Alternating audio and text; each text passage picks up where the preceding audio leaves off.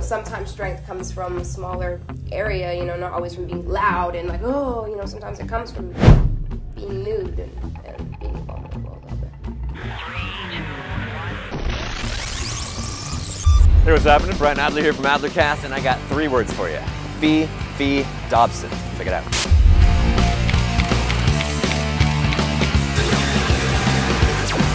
Fefe, thank you so much for doing the interview. Alright. Is it okay if we talk about joy?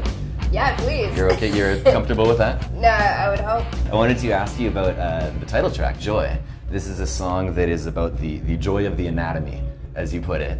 And as I go through the record, I mean, it's not the only song that's got some sexual kind of undertones or overtones to it. And I know that for a lot of people, it's an uncomfortable thing to talk about. And really? It doesn't seem like it is for you at all. I'm a modern woman. What is it? Yeah, what is it? I mean, just no problem, just kind of talking about these things and throwing it out to the world? It's kind of interesting because a lot of the songs are about love and breakups and, you know, whatever.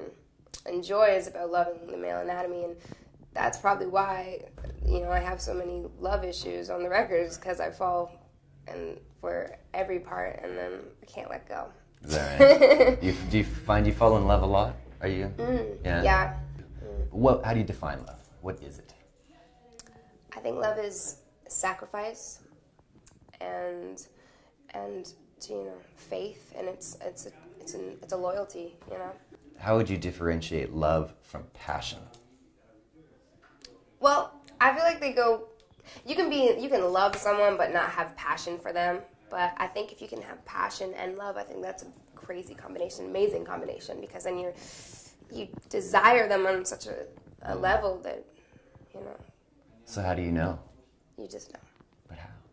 It's a feeling. Yeah. You just know. Can I ask, are you in love right now? Do you have something going? I'm in love all the time. I'm out of love all the time. Ugh.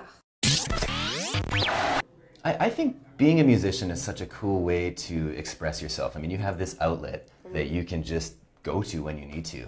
And I wonder, how do you balance the artistic integrity of being true to yourself and yet at the same time giving your audience what you think they need or want to hear from you?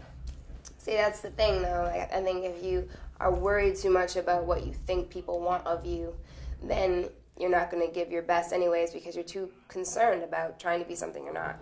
You know, even on a daily, you know, day-to-day basis, you know, just being like, oh, maybe I should be like this for this person because then that's what I know they want.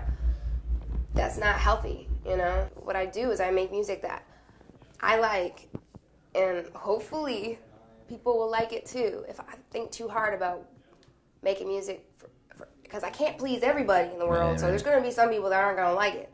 So if I just try to focus on what I like, then hopefully people will come with me and like it too. Is it a vulnerable thing for you? Because I know a lot of people who aren't as personal, it's almost a little bit more like acting, where you can tell a story and it's not necessarily you, but this is you, right? Mm-hmm. Is it a vulnerable place to put yourself in? Yeah, but I love to be vulnerable in that sense. Really? You know, obviously everyone loves to be strong and loves to be whatever, but, you know, sometimes strength comes from a smaller area, you know, not always from being loud and like, oh, you know, sometimes it comes from being nude and being vulnerable a little bit. Like you mentioned that you were mad at him before. Like, have you given up on that anger? You just let it go? When you're a teenager, you're mad at everybody. You know, you're mad at the world, you know.